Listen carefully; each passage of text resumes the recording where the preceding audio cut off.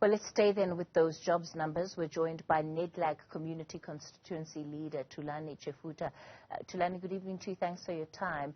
If we look at the latest figures, there is a marginal improvement, but we still have such a long way to go to make a dent when it comes to decreasing unemployment.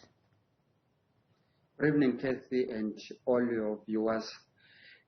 Most definitely, when we receive the figures that have been reported today by Stats SA, first and foremost, on one side, we must appreciate every little advancement we make in reversing unemployment in South Africa.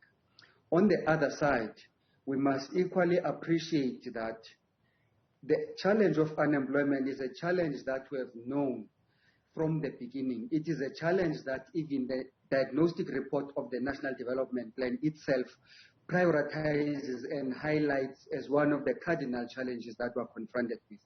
It sounds a little bit better when we attach numbers, real numbers, into the 1% as the number of people that have been able to enter the labor market.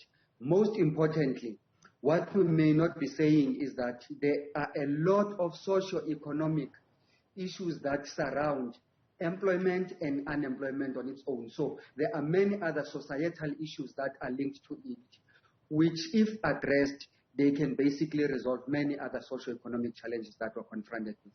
The number is marginal indeed, but it has to be increased to larger margins so that large numbers of people are in employment than having the majority out of employment in South Africa.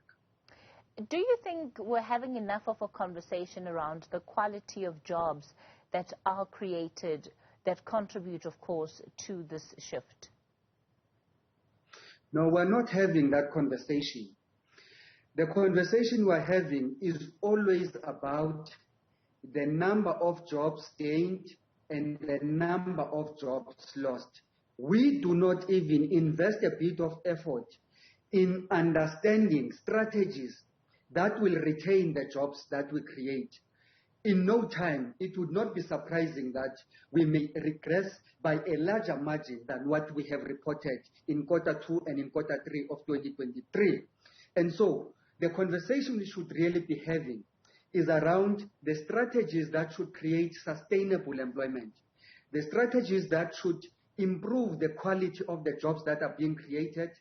Thirdly, not only look into creating new jobs, but also devise strategies and means of retaining the ones that have been created such that we do not lose jobs in the next quarter we create jobs, otherwise it becomes a zero-sum game. And in that equation, Kathy, one of the things that must be considered, we believe, should not only be in the form of formal employment that is created. It has been proven beyond any reasonable doubt now that we are not going to be able to attract the necessary investments that grow the economy to create jobs that are necessary to the level that we need in South Africa. So we must look into the area of informal employment as one of those, including self-employment, especially for young people. There is, of course, also a question that has been raised by some economists, and this is really around the quality of data that is being collected and the extent to which what we're seeing now is a true reflection of the state of affairs, given the fact that, of course, COVID had an impact on how the quarterly labor force survey was conducted. And there seems to be, this sense that in and of itself, the resumption of face-to-face interviews may also have an impact with the data. We truly believe that the methodology that is applied by Stats SA has sufficient buffers to take care of those gaps that may have been created. If anything, we're not going to get 100% accurate numbers coming out of this. The manner in which people respond to some of these questions, it may have to do with the attitude at the time in which these interviews are being conducted and the questions being asked. If, for example, we were to ask a person at the height of load shedding, about their sentiments on a number of economic issues, of course, the attitude may be different. And of course, I'm just citing that as an example. But in as far as the buffers that the State SA has created in making this a sound methodology that they are following, we truly have confidence in that we would not have way too high outstanders or outliers than we would have had in any other normal course of a study that would be conducted.